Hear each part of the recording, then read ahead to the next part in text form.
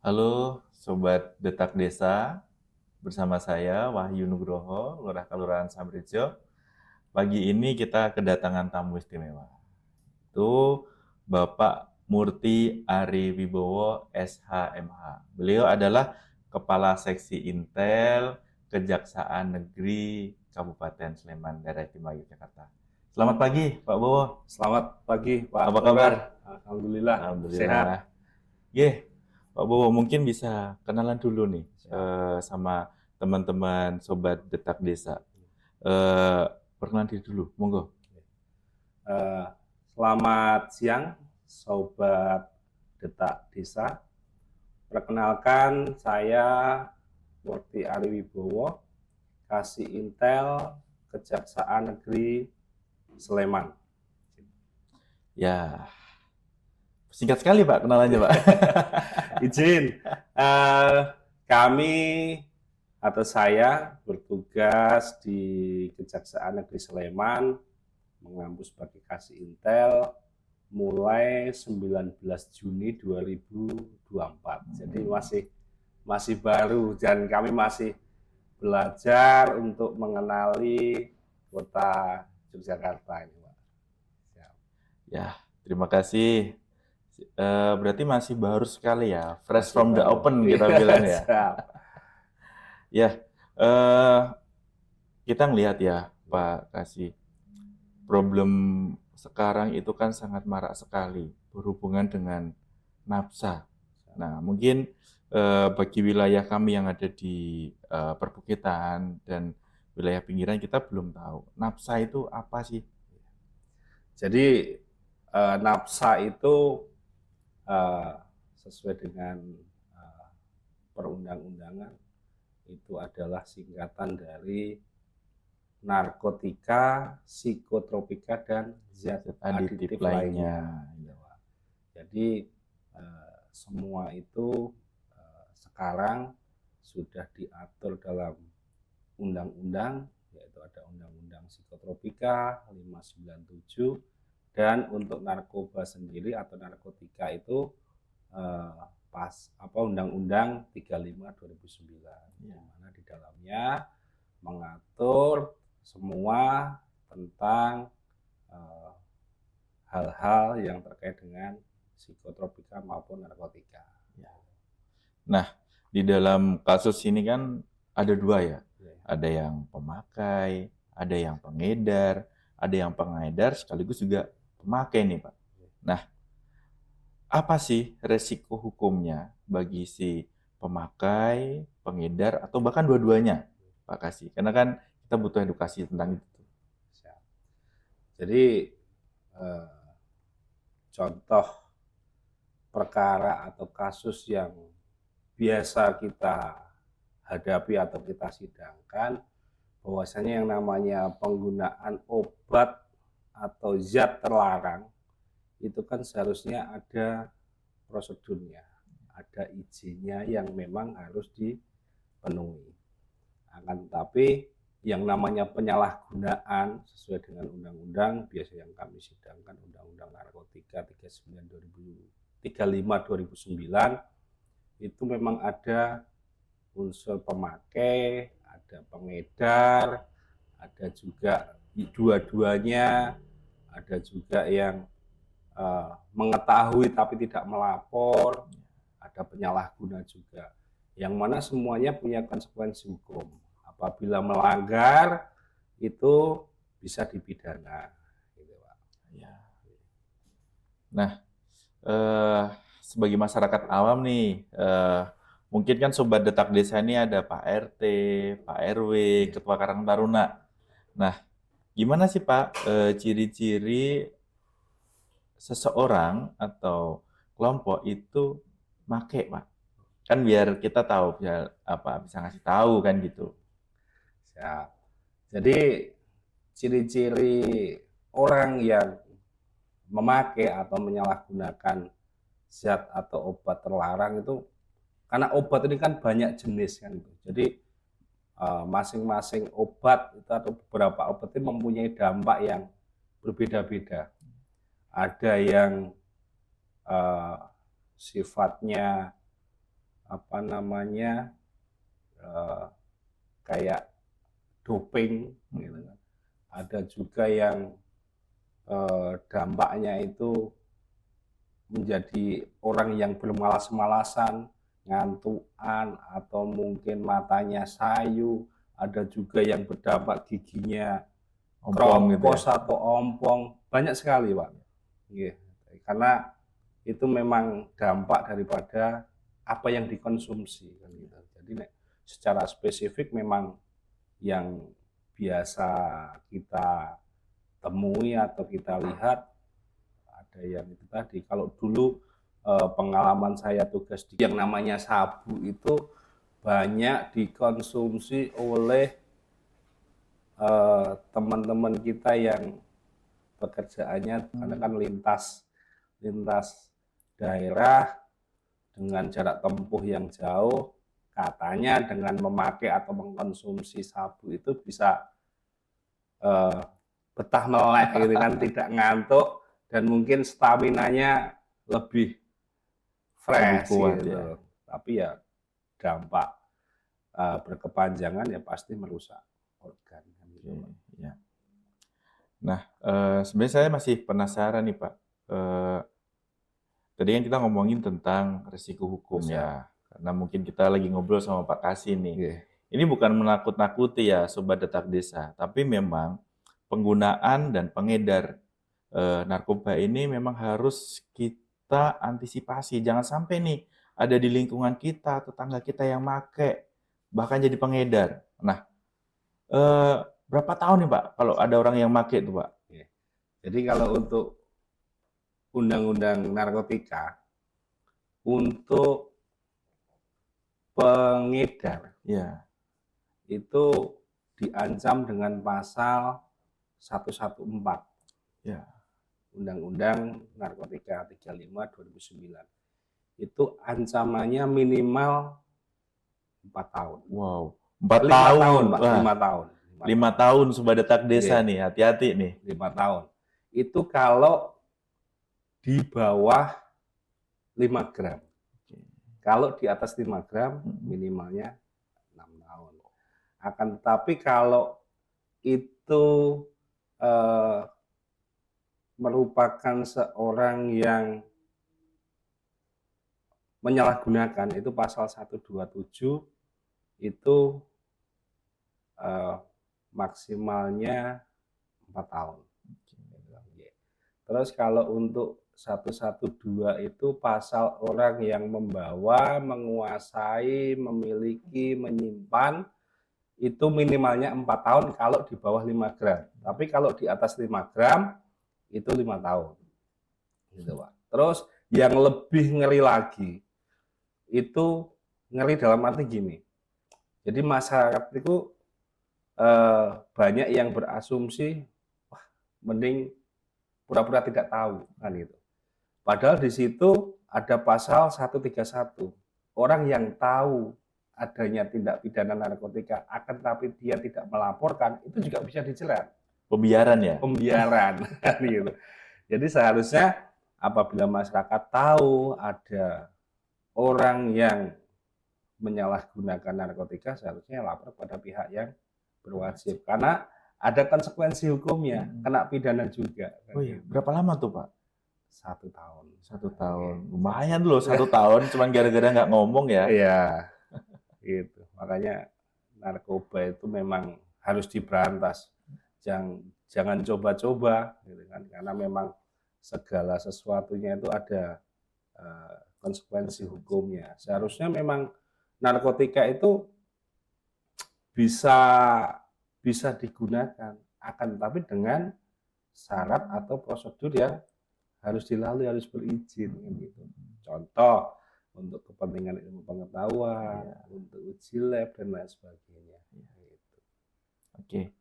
Nah, sudah lengkap sekali ya rekan-rekan Sobat Detak Desa. Jadi sangat gamblang, mau kita make, mau kita ngedar, bahkan kita pura-pura tidak tahu itu ada resiko hukumnya dari 1 tahun sampai dengan 6 tahun. Nah, luar biasa. Nah, beralih nih Pak.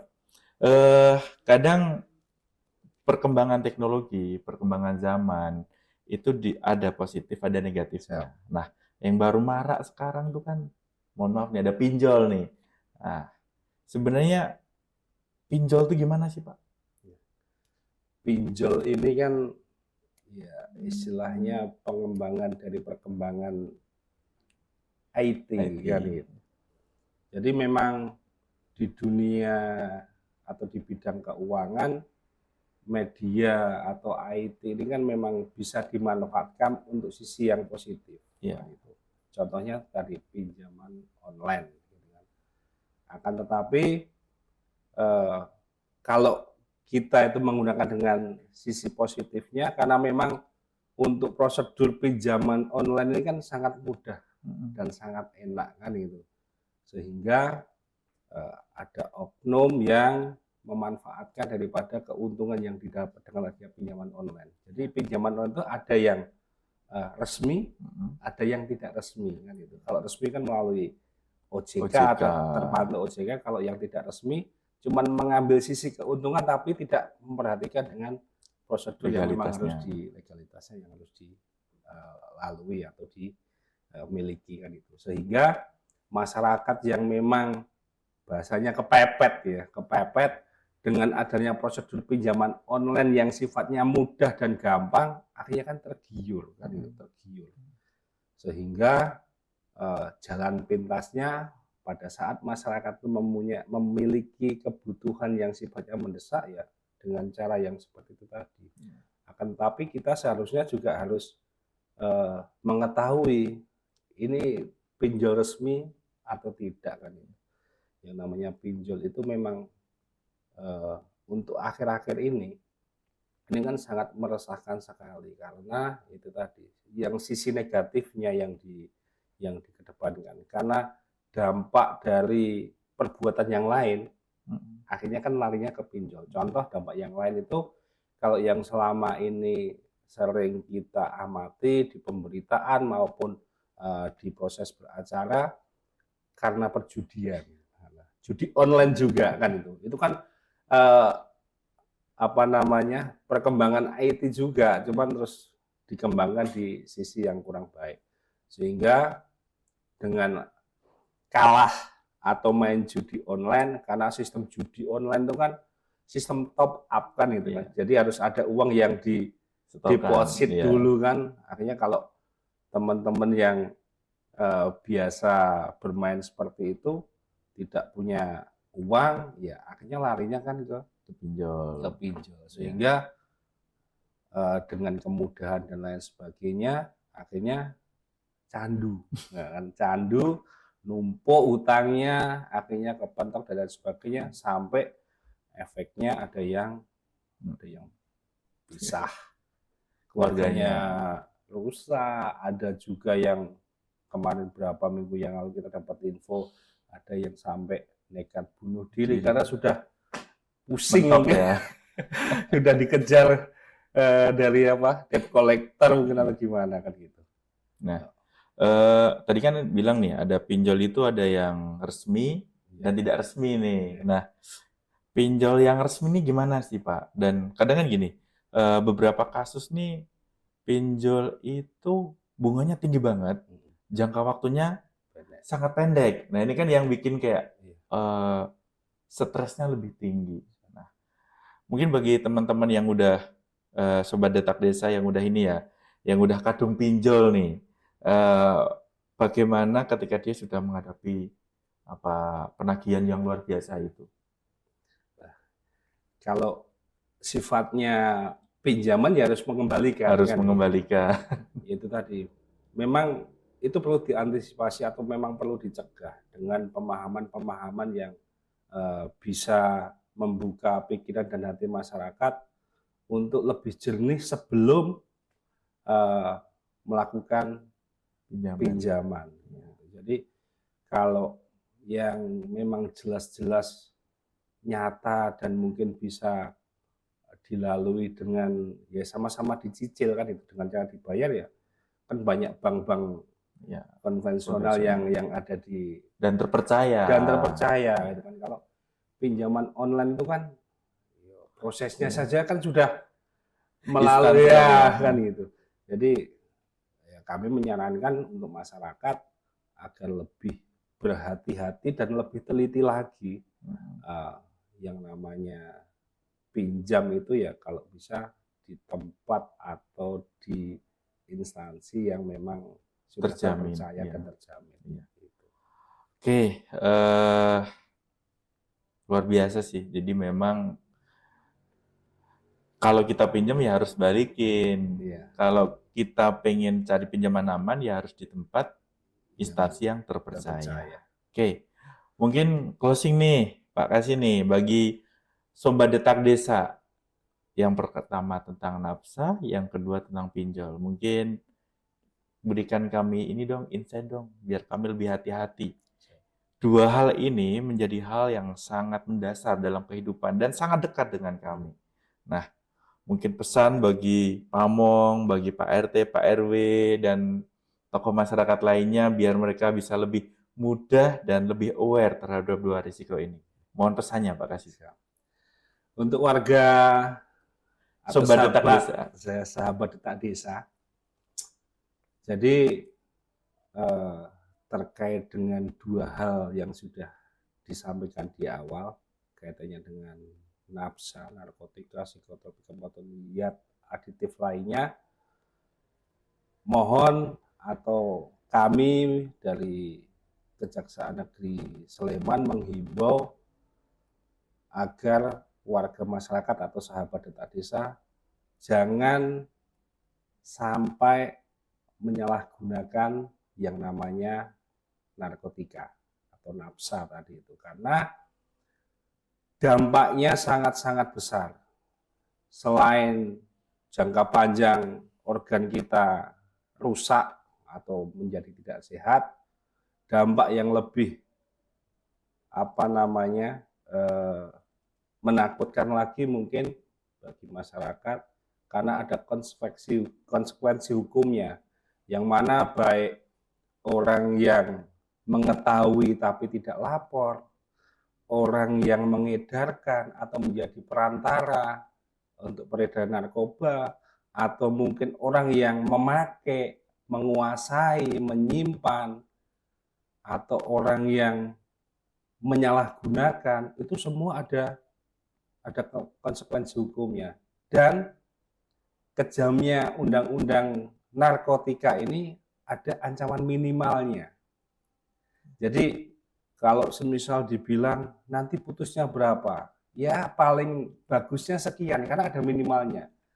Kalau untuk yang tindak pidana lain, semisal kayak pencurian kan maksimal 5 tahun. Berarti kan bisa 1 bulan, bisa 2 bulan, bisa 3 bulan, maksimalnya 5 tahun. Tapi kalau undang-undang narkotika ada minimalnya. Jadi kalau nanti terbukti orang itu baik mengedarkan, baik menyimpan atau memiliki, baik menggunakan, itu ya minimalnya yang 4 tahun tadi atau 5 tahun tadi kan gitu. Sehingga kami mengimbau jangan sekali-kali memakai atau menyalahgunakan nafsa atau narkotika, psikotropika, dan zat aktif lainnya.